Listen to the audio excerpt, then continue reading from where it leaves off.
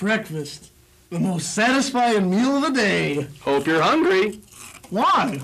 Because you'd have to eat 4 bowls of your regular cereal to get the vitamins and nutrition in 1 bowl of Totaled. Great! That's awesome! Wait a minute, sir. You're not supposed to do that. You're supposed to eat the 1 bowl of Totaled, not the 4 bowls of your regular cereal. Hell, I'll eat that too. Wait, that's not the idea, sir. Hey, honey, you want to bring me a couple Danishes and some orange juice out here? Woo-hoo!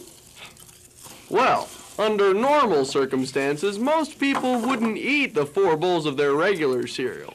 They'd most likely choose the 1 bowl of Totaled. So take our advice. Don't be a pig. Try Totaled.